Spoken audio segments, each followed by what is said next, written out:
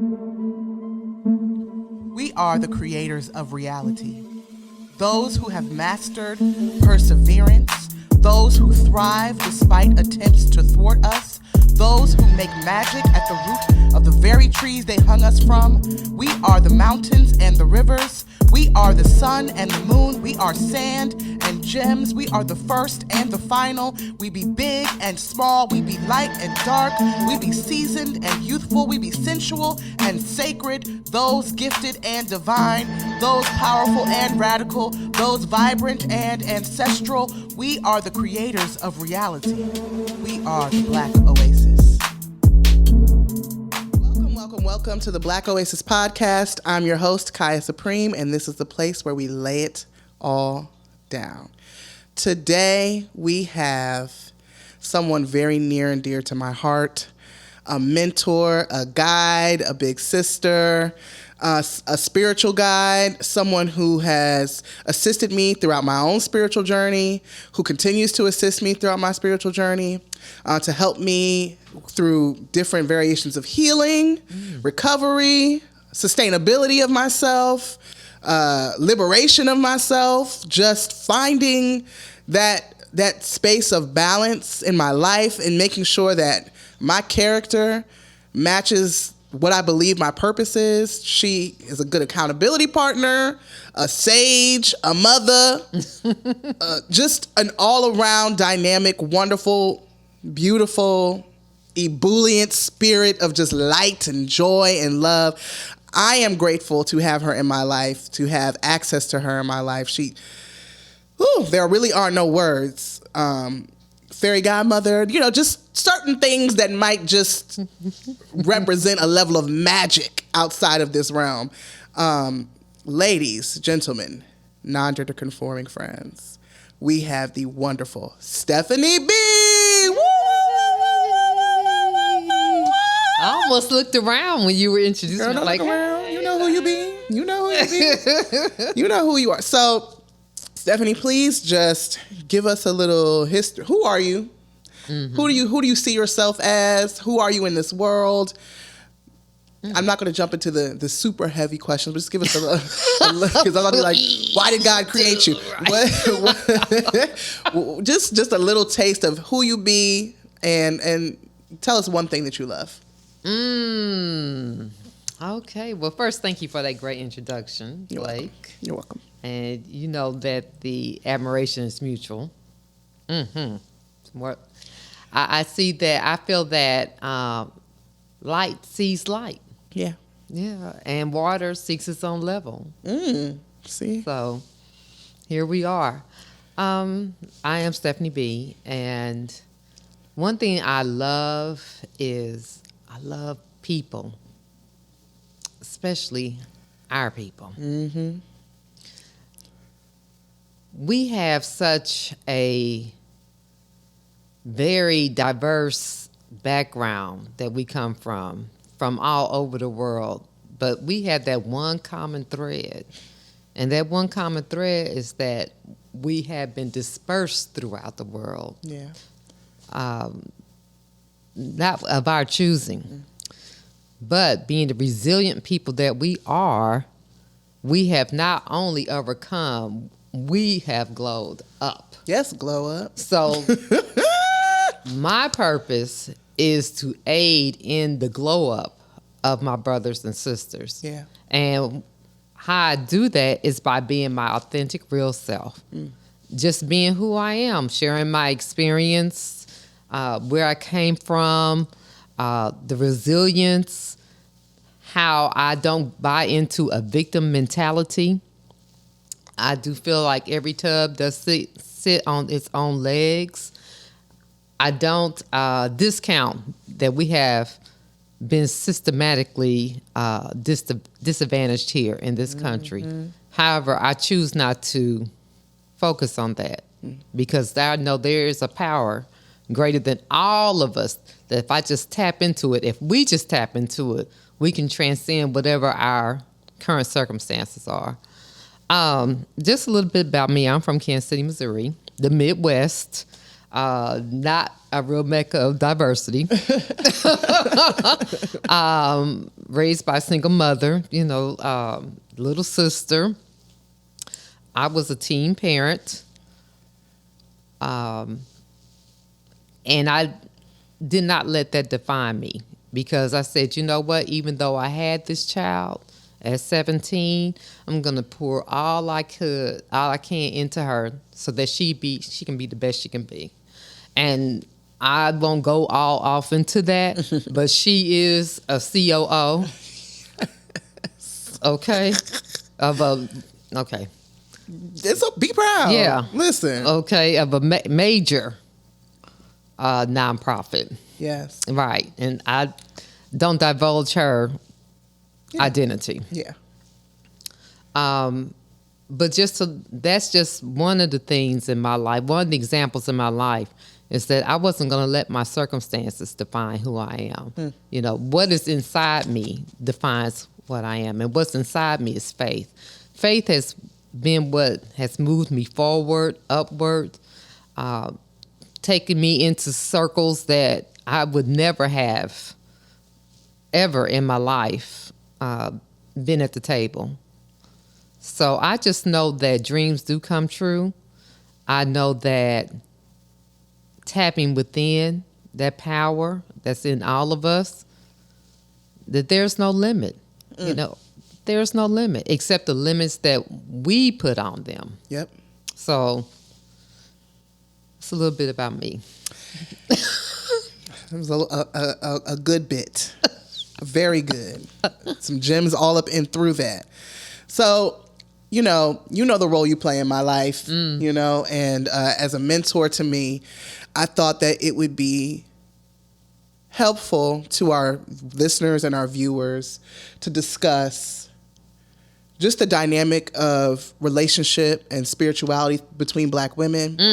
The importance of Black women being intentional about restoring themselves to a state of health and wellness and balance in this society that we live in. And then how Black women of different generations can benefit one another, support one another, love one another, pour into one another. So how about let's just start with a simple question. You mentioned faith and you mentioned a higher power in your introduction. Why is it important for Black women to have a higher power? Oh, that's a good question. To me, it's important for Black women to have a higher power, because if I anchor my identity and who I am outside of myself, that's a very fragile existence. Because jobs come and go, relationships come and go. Sometimes your health comes and goes. But if I have that anchor within me, that no matter what storm comes through life, and storms are not always bad times. I mean, I could get caught up in the storm of a new love, and get swept off my feet and forget everything. Ask me how I know. But by me having that faith, and how important it is for Black women to have that, is that it keeps us grounded and focused and balanced. Not only for ourselves, but being able to have the wisdom that when I see my sisters getting swept up in a circumstance or situation, that I can reach out to her and say, hey, wait a minute. Yeah. Let me pull the kite. Your kite is flying high. That's good. But let me kind of pull you down out the clouds. Yeah. So faith, that's that inner anchor. And we all need that. Yeah. Yeah. And just in my experience, it's also the thing that just keeps me grounded. That anchor is just a phenomenal metaphor.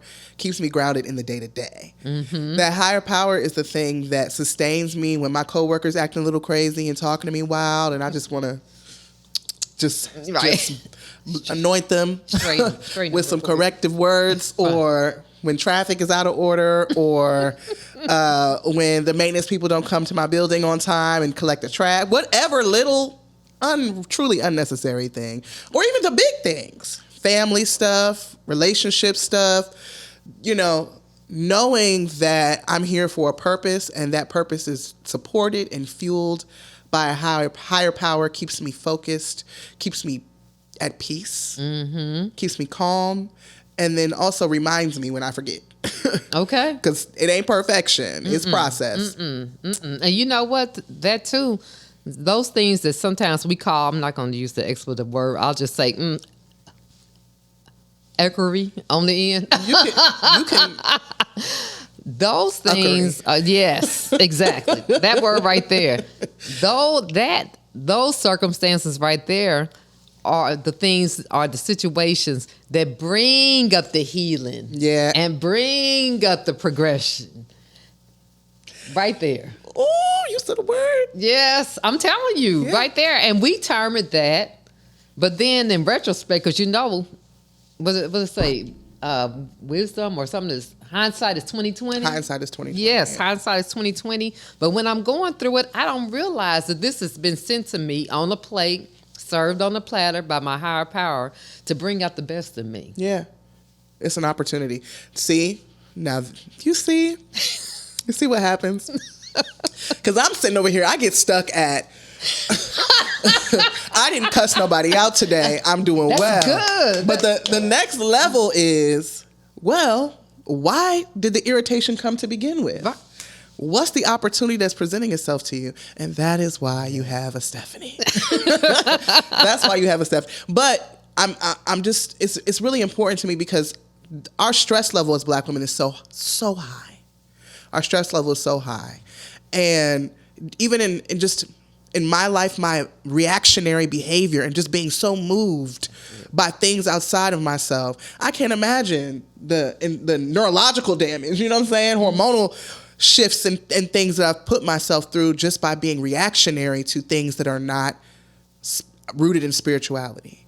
And so that higher power really is a sustainer and a salvation and a reclamation of my time and space. You know what I mean? Because we create our own reality. Yes. And so if my reality is in alignment with something that is spiritually grounded and fortified for my existence and my purpose, we anchored. Yes. We anchored. Anchored to something greater. And you said a storm can come, and not storms, but you know what? There's this metaphor that I love. They said only dead trees fall over in the storm.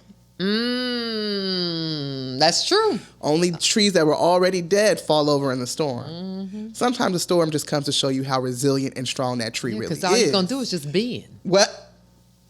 See, now don't get me to shouting in here because we got equipment. It's just going to be. We got equipment. We be fragile. Yeah. Okay. Stephanie. Next question. Okay. So, I often was confused and I was like, I know God exists. I know a higher power exists. I know that I've always been connected to something greater than myself. Yes. However, I would struggle with the gateway or the access point to that power. And then as you and I have been walking and bonding, and even just throughout my entire journey I would say just moving to Atlanta 10 years ago, 13 years ago. Oh, yeah. It's definitely spiritual here. You know, just the things that have transpired, I have learned that principles are the gateway or a gateway and access point to spirituality, to that higher power, to that source. True. They're guidelines, they're codes of conduct. Yes. They are risk assessments. They are a map. And so why, for people who may not be aware of what spiritual principles are, let's just talk about our love of spiritual principles, what they be, and how we use them to be able to connect with our higher power. Well, first off, let's talk about what it's not. Okay. Okay. Living by spiritual principles does not mean I have a halo over my head. It does not mean I'm not going to cuss. It does not mean that I'm not going to look at Mr. that's walking down the street and it's like, oh, okay, hey. It doesn't mean any of that. I do that daily. What it means is that we folk. What it means is that even though I'm looking at Mr., I might notice Mr. got a ring on. So then I know, oh, okay. Mr. Immediately look good. But I keep on walking. Immediately know. Yeah. Even if Mr. look back and say, hey, Mr., and keep on walking. So basically spiritual principles such as the very first one, honesty. The second one, hope. The third one, faith. And then courage and integrity. Living by principles such as that, they keep me in check and they keep me out of trouble. Right. They protect me and they protect others against me. Right. Right. Because when I'm not acting within principle, I'm a threat to myself and everyone around me. Oh, not a threat. A threat to myself and everyone around me. Everyone. Why? Because I'm living by my own will. You know, I'm just out here. I'm just doing me. You know, hey, take me or leave me. And we see in the world how that is being played out. How well is that working? People stepping on each other for opportunities, taking advantage of each other. Yeah. You know, and we as a people, now I will say this, some people say we need to be more unified. I think we are more unified than we have ever been. Yeah. I really do, because I think that a lot of us are starting to see the value of community and helping each other and how we can all rise together. But if I don't know anything about spiritual principles, and you know what, one thing too I've noticed, Blake, you can tell when people are living by spiritual principles and when they're not. Yeah. It's like a sense of peace and calm. Yes. With them. Oh my goodness. You know, there's no putting on. Right. None of that. Right. Yeah, it's like when you I don't know if anyone's ever had this experience, right? But people talk about it, so I assume so. But you ever just heard somebody and you just know they lying? Yeah. You know, or you just like, it's like there's no real indicator or evidence that they're not telling the truth. But there's just something you feel that's like, that's not authentic. Mm-mm. You know, when people live by spiritual principles, there is not a need to showboat. There is not a need for validation from you or anybody else. At all. There is simply a maintaining of serenity. Right. And the times that I may lapse into that, because I am living by spiritual principles and I do I'm anchored in a higher power, I don't stay there. Yeah. Because it happens. And why? Because our higher power sends us opportunities to grow, elevate, and enhance our practice of these spiritual principles. Yes. And so that leads me into my next question, right? Because let's say there's a black woman watching this, right? And she's like, you know what? That sound good. Right. Like, okay, whatever. What y'all talking about? Help me understand, because, you know, honesty, as you stated, you know, being the first principle of a particular process, honesty requires sometimes some unveiling and revealing. Ooh. It's like, if you don't know you're sick, and you term, she introduced me to this term, emotionally ill. Mm-hmm. If you're not aware that you're emotionally, it's like you don't know you have COVID. Mm-hmm. And you walking around and just spores infecting people. You might be asymptomatic in your eyes, right? You might think, oh, this is just how I've always lived. Ain't no fever, ain't no cough. What are you talking about? I got COVID. What you talking about? How I am. Emotional illness. What? Pay attention, right? Because see, the universe sends opportunities of disruption, right, to your regular scheduled programming for you to take the opportunity to surrender and be honest. If you are not existing in a place where you can tap into peace and serenity frequently, I'm not going to say all the time because that's not real, but if you're not at that place where you're like, you know what, I just don't feel centered, fortified, strong. There are things that are happening in my life. There are things that are out of my, well, everything's out of your control, but there are some things that are triggering me in a particular way. Right. I'm struggling. How do I heal? What do I have to do? And so what would your advice be to anyone that might be struggling emotionally and might be aware that they're struggling emotionally. They can see the evidence in their relationships. They can see the evidence at their job. They can see the evidence with their health. All these indicators, and they're fine. And they're at the point, because we can't do that work, but they're at the point where they're ready to be honest, right? They're saying, I don't know what to do, but something not right.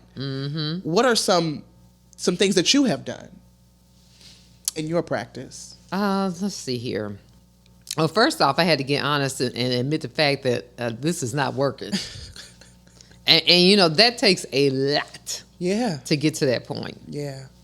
That takes a lot of, in my case, calamity, unhappy relationships, finances out of whack, can't get along with people. Yeah, so once I got to that point, that's when I had to just really have, some people call it a come to Jesus moment. Yeah. I just had to sit down and just get real with myself and look in the mirror and say, look, girl, your life is not working right now. Yeah. You got to do something different. And then I start, it's something about, and I'm relating this, it's something about when a person gets to that point and when they've run out of answers, then they start looking for a solution. Yeah. And the solution just comes. And for me, I had been around a group of people that, I looked down my nose, because I was into that external validation. And sometimes I can still fall back into that, but I don't stay there. But because these people didn't drive this, or it wasn't this group, or, oh, I haven't done all that. Oh, I'm not that bad, and da-da. But then I had to think about it. You know what? But those people were happy. And it sounded like their life was together. So maybe I need to get with those folks. Yeah. And I believe that we've all been around folks or people or groups that have tried to instruct us, give us wisdom. But I mean, if I'm not ready, I'm not ready. Right. But when I am ready, I know we hear the teacher will appear. It will. It will. Yeah. Yeah. And something that I'm hearing you say is you need community. You do. You need other human beings. Nobody's an island. Yeah, and honestly, that's how spirit moves. By using other people, places, things. We are the hands and feet of God. Hands and feet of God. We are. Carrying out particular missions, times, spaces, locations, and a grand orchestration. That's it. All for the benefit of our elevation. Yes. And so when we are ready to surrender, I just urge you just to say it out loud. Just say it. Just say, hey, you know what? And whatever the name is that you call your higher power, hey, I'm ready. Help. I can't do it. And people sleep on that. But throughout this healing journey that I've been on, I was like, wow, this is the first time I'm actually saying my prayers out loud, not at choir practice. Right. You know what I'm saying? Like yeah. Because them prayers work too. But I'm just saying, too. it's just me in my room and I'm just talking. That's it. And then the way that things have shifted and moved. Shift. Like a snap. I mean, and you don't have to join Yes. We can start we're sitting on your couch. Yep. And just start talking. Yep. Just like if God was sitting, or whatever you call your higher power, was sitting right here. Yep. Just start the dialogue. And it's so beautiful because God does not make hard terms to meet. God will meet us wherever we are. Yeah. Indeed. Because God's already there. It's already there. There's no spot where God is not. God was there when I was popping and locking. Okay, thank you. And twerking and jerking. And hey, he was there when I said hi to Mr. Jones, didn't care about the ring and went on anyway. And unfortunately in Atlanta there are a lot of you Mr. Jones out here with the rings on. But we pray for you, and we pray for ourselves that we all get the healing that we need. Right. But so we're in this process, and let's say a person has surrendered, right? Okay. Let's say a person has said out loud, and then they're now being presented with these opportunities to work on themselves, to see themselves, to hand over, right? And surrender, to me, I'm a very rebellious person. Me too. What I've learned is that there is no like ultimate surrender. There is no one time, oh, God, help me, and then it's done. No. It is a consistent practice over time because everything has to be surrendered, right? Your desire to control what people do has to be surrendered. Your frustration and anger with Joe Blow has to be surrendered. Your wish for your parents to do X, Y, and Z has to be surrendered. Look, listen to the things I'm saying, because all those things really is delusional. Why I thought I ever had the power to control any of that stuff to begin with. It was literally losing sleep. I swear I go to bed now. Right. I swear Sleep I go to real bed. good. Sleep so good because it's Okay. not in my hands. It never was. No. It never was. I'm telling you, that ruler of the universe, that's a hard job. Yes, ruler of the. I thought I ruled the universe. I thought I ruled the universe. Me too. At least my little corner of it. Right, just a little piece of what happens in here. Look, just the other. I still think so. I still think I do. That day. Usually I tell somebody, I pay the bill on this phone, and I don't have to participate in any kind of conversation. I don't want to on the phone. I pay the bill on. They're on their phone that they pay their bill on. They pay their bill. We all paying our own phone bill. Bills, baby. It's okay. Like, you don't run nothing. Girl, go to bed. Right. Go to bed. So let's say I love it. we're at this place of surrender, and so I want to talk about taking stock, true self-analysis, and inventory of oneself. Ooh, that digging. That excavation. Yes. That good old spiritual cough to get the phlegm out. That's it. We need to see it. We need to see the boogers. We need to see the blood. We need to see what's all up in there. That real house cleaning. Yes. All them corners. Everything. You know, not just the shovel under the bed. We getting all the stuff up. And so that's typically what people are afraid of. That's typically what people are made uncomfortable by. Yes. Is that looking at themselves through a lens that isn't self-grandized, like a lens that is raw and authentic. And I wish there was a way for it to be easier, but there is no easier, softer way. No. But what has your experience been like just taking inventory of self? And do you have any advice for people while they're going through this process? First off, don't do this by yourself. Don't do it. Because self-examination by yourself will probably not lead to the results that you're seeking. Because I can think all kind of things about myself and really think that I've gotten down to the root nitty-gritty. But I need that other person to tell me what they see as well. Yeah. Yeah, and so don't do it by yourself. Get with, I do believe in therapy. I definitely believe in therapy and unpacking. Not just any therapist, somebody, word of mouth, I believe is. And I do believe that there should be a black therapist. Yeah. I really do. Not saying that white therapists cannot help us, but we know our experience.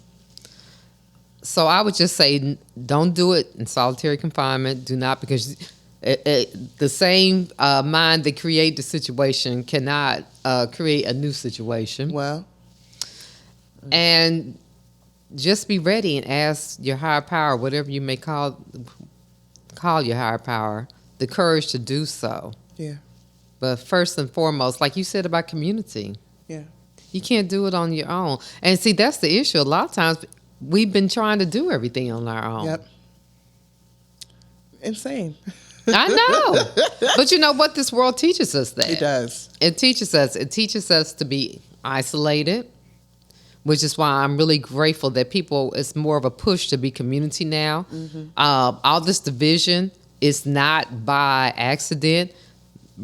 Race, gender, social, economic is all planned. Yeah. Because people are weaker when you're divided. Correct. So I don't want to get all off track, but to answer your question, don't do it alone and seek some help, whether it be therapeutic or even religious. Yeah, yeah. And because, I mean, again, whatever a person's system is that works for them, right, they can identify, right, because there are tons of spiritual principles. Yes, right? You can practice any kind of spiritual principle. Most times those are the tenets of different religious systems. Yes. And so I'm not anti-religion. I'm just pro-spirituality. Yes. And so whatever system works for you to make it tangible and real, because there's a lot of people who go and learn these things and then don't apply them. Right. That ain't spirituality. No. That is regurgitation. You have to apply things in real time with real people, you know, and that means that you're going to have real opportunities to practice, which means it'll be uncomfortable situations. Exactly. You can't expect, how you ever going to practice humility if you never have to correct yourself? Right. Or you never have to correct somebody else? Or admit you're wrong. How are you going to practice forgiveness if you don't have a wound to heal to begin with? Exactly.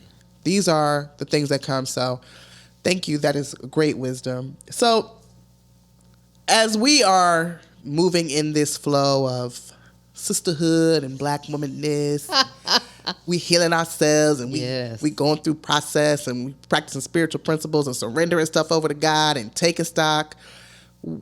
What are some things that we can do to reduce division between generations? Oh, that's a good question. I have seen posts about mother wounds and daughter wounds and all these different places and gaps in our sisters. And you know, in my life, I'm fortunate enough to have elders that are relatable and honest and authentic, and they just blow me out the water. I'll be like, oh my gosh, I can't believe I get to sit at your feet. I'm so grateful because now I'm prepared for things that are coming down the pipe in a different way. But it's not always like that. Everybody doesn't have that experience. Everybody don't have those elders. What are some things that we can do to bridge the gap between the generation of black women? Well, first off, acknowledge that there are forces that thrive on division. Yeah. Acknowledge that.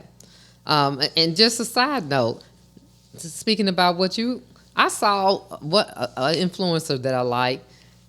She brought up the fact that it's a theme between the older and younger generations that the younger people look old compared to the Gen Z. They look old compared to the boomers. You know, so I mean, all this, I mean, just pettiness. Yeah. So that's what, acknowledge that, and then just have an appreciation. Like, I appreciate you so much because you're a young black woman, you're professional, you're on the go, you're inspirational, you're aspirational. I thrive off of you. So I realized that I can learn from you. You realize you can learn from me, and that if everybody, no matter what age, realizes we all have something to give and help each other, that's how our relationships can thrive. But when, you know, we keep on, you don't know nothing about that, because if in a joking way, you can say that. But if I just look at you because you're this age, you don't know this, and I'm judging you, then I really do absolve myself of a beautiful opportunity to learn something. Yeah. So that's it. Admit the division and don't let your prejudice stop you from getting to know each other. Yeah.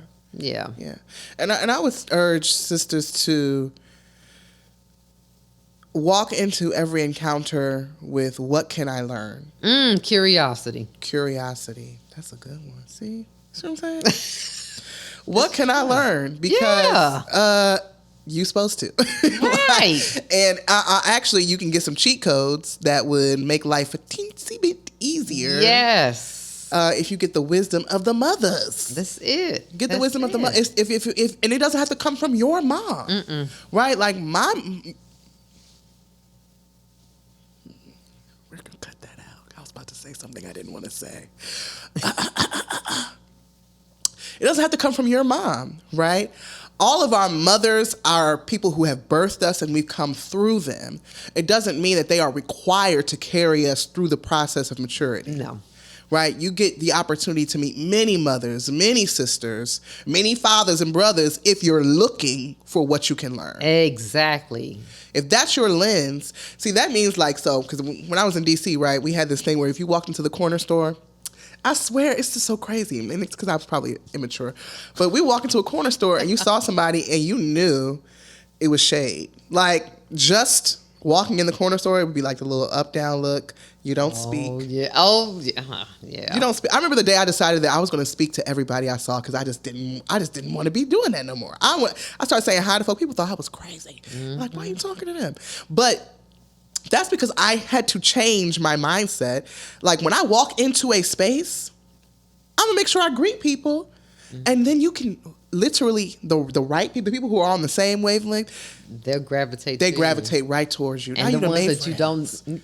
Listen, a simple greeting, a simple hello. But that's because you're walking into the situation. Who can I meet? What can I learn? Right. What can I gain? What can I give? Exactly. That vibration. Yeah. I'm telling you, that energy. So let's talk about reciprocity and service work. Let's talk about being intentional about giving what we have to other people, because a lot of Black women pour from an empty cup. And so I believe that once we get through that process of germination, right, and we bloom and blossom and we learn how to balance and make sure that we're receiving and giving so we can maintain a state of equilibrium, that we can be active in pushing service and offering something of substance to the people that we encounter. So how has being of service been a benefit to you? What have you gotten out of giving? What have I gotten out of giving? Well, the first word that pops up in my mind is compassion.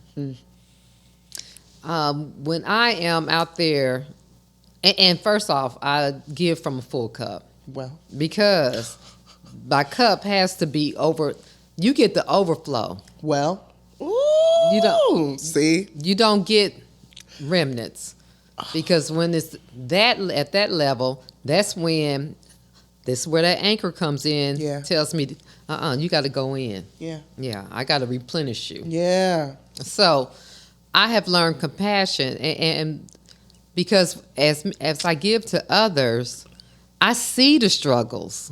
I see where people need to do work, and I get to help them do that.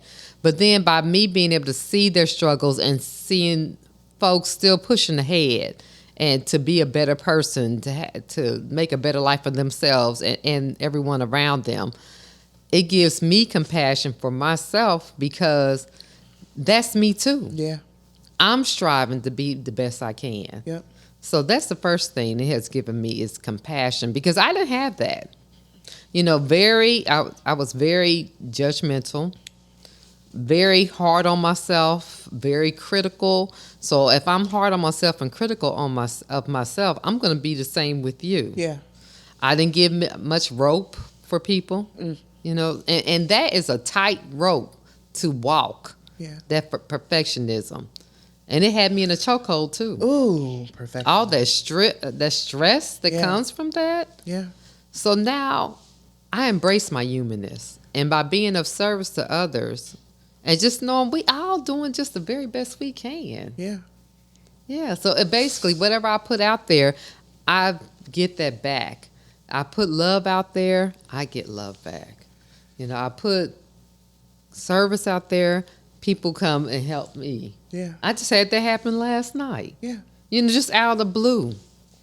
It's just a beautiful thing. Yeah. And I know, someone looks at this and I hope they don't, that sounds really flowery and beautiful. No, it's really real. Tangible, solid, It's art, like for real. facts, data. I'll just say that it's 30 years real. Yeah. Of real. Okay.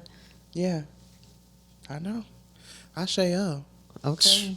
Ain't nothing about it. I'm not talking about what I think. I'm talking about what I know. Only a real person can say that. Okay? You can't say that when you don't know nothing. I'm telling you what I know. I know. As the children say, standing on business. Yeah. So, look. Okay, see? That's why I like being around. I'm standing on business. I can't. So I'm gonna say it to my daughter, see what she says. yes, and then call me and let me know because I want to know. Yeah, she don't know it either, but anyway. So, no, I'm sure she knows. She got to know. TikTok is another thing. I shouldn't do that. But ultimately, one of the I got caught up early on in the I give from a full cup. You don't get remnants. You get the overflow. Ooh, the Spirit of God went over me. Because remember, it was one time I called you. I was beating myself because we were talking about being critical, judgmental, hard on oneself. But the world teaches us to be that. Of course, so we can stay consumers. So that's a part. And go buy the latest this, that, and the other. Okay, so All right. anyway, I digress. No, that it's just facts. It is. And I was being hard on myself, and I called because I had caught an attitude with somebody. Because let me say this, I really don't like being irritated. I don't enjoy it. We used to. There was a place, but it throws me so far off of my piece. That it's like I was like, you got to the point where it's like, dang, I want to stop, I can't stop. How do I stop? And so I called you, and I was like, Stephanie, I was like, man, I was rude, I was irritable with these folk. They ain't realize it, but I knew it. Yeah. And then you like asked me about my day, and we talked about it, and I told you that I hadn't ate nothing, and I was sleepy, and you were like, oh, you ain't gonna be no good to nobody. She said, if you're not rested and well fed, you're not gonna be good. You can't be of no good to nobody. And then I was like, light bulb. But you know what? So many people. On my way over here, I was listening to this radio show, and I really like it. But he was talking about he may not go to bed till 12 or 1, but he's still going to get up at 4:30 because his business, his success, I mean, and he is a successful guy, relies on it, but I just do not agree with that. At all. I don't agree with that. I've lived that life. Yeah. Capitalism will make you believe that. It will. But it's not real. It is, because guess what?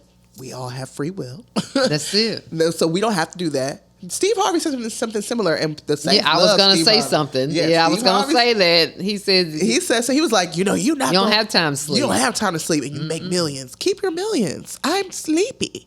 Right. Okay? Like, I'll take 100,000 and be well rested. Right. Does millions mean that I'm going to be a cranky, irritable summer? Right. No. Now, and that may work for him. You know what I mean? Maybe. But that's where that inventory, and taking true stock of who I am. And what do people say? How do people leave my presence? What would people say about me in response to how they experience me? That kind of inventory. Expound on that. Like, there's, we throw this narcissist word around a lot. Yeah. Right? And I don't want to go to narcissists, but I do want to say that egos are inflated in this society. Yeah. Mine too, okay? Yeah. Mine too. That's one of my main character defects. And because of that, there are going to be some people who take inventory and they say, nothing's wrong. That's why you can't do self solitary. And I'm saying, I know you think that, but what do the people who come across your path say? I'm telling you, ask your family. Triggered. I'm triggered. Ooh, that's hard. Ask your family. That's real hard. Now, some of them you can't rely on. You know what I mean? Because they got so much But stuff. you- But not all of them. Somebody can tell you the truth. Somebody can tell you the truth. And there's balance in that too, right? Because we all just people. Their truth is not absolute, but No. inventory. I mean, we take a stock of what's in the store. Yeah. What's selling on them from the shelves and what's been up there And since 6 months ago. What's been here since 1965? Yeah. We can't get We it off still the trying shelf. to sell it. Ooh. I can. Okay. All right. So we're going to wrap this thing up. We're going to wrap it up because I'm going to get the hooting and hollering and blow these mics out.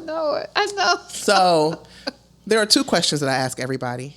The first question is, if you had to conceptualize your own oasis, right? Your place of replenishment, your place of rejuvenation, your place of healing, what is one thing that has to be present for it to be an oasis for you? Ooh, that's a beautiful question. What is one thing that has to be present for it to be healing for me? Ooh, that's hard, Blake.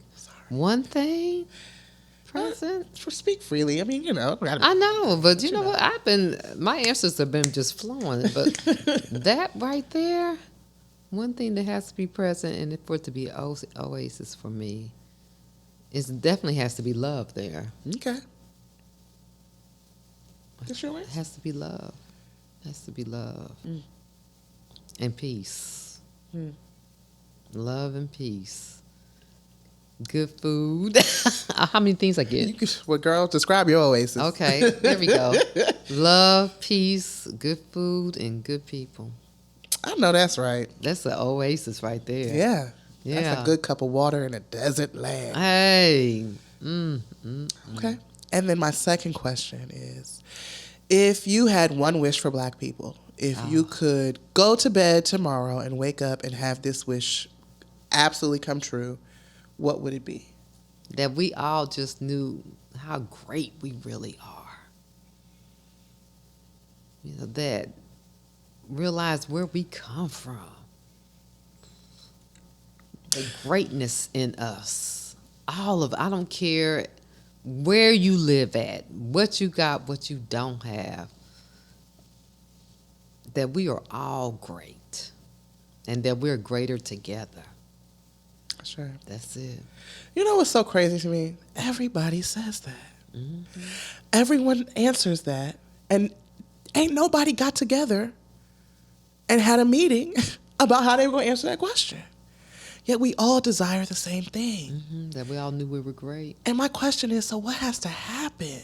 I think it's happening, Blake. I agree. I really do. I'm really Tomorrow, seeing that. Overnight, tomorrow. No, well, No, but there is, if you're tapped in, you see. I see. It's a happening. change. It's a revolution. I'm ain't not talking gonna about get deep, but Get deep. it's happening. Yeah. This old patriarchal society. That's why it's so much noise going on now, because it's not gonna go down without. It's not gonna go away without a fight. Yeah. But we see it. The It's saints are passing awake. away. Yep. The time of the feminine power is rising. Ashe. So, and I'm gonna leave it at that. Ashe. Balance, ladies and gentlemen, and not gender conforming friends. Balance. That is what we are seeing. A balancing of power. Well, Stephanie, thank you so much for being here. Well, thank you for having me. You're the bestest. Oh, I'm so lucky. Y'all need to get you a Stephanie. And friends, because there's tons of phenomenal Black women who pour into. We have a great group. Get you some people. If you're in isolation, send me a DM. I'll hang out with you. I like folks. I like folks. All right. Thank you, everybody, for listening. But if they questionable, well, that was what I have was me gonna come say. with them. See, that's what I was gonna say. Take me with you. I didn't want to go there, but I will say this: as long as we are in alignment for health and wellness, I will hang out with you. I am not going to commit any crimes with you, and I will not be doing drugs or drinking with you, or co-signing any of that behavior. But if it's all for wellness and health, send me a DM. I got you. I love people.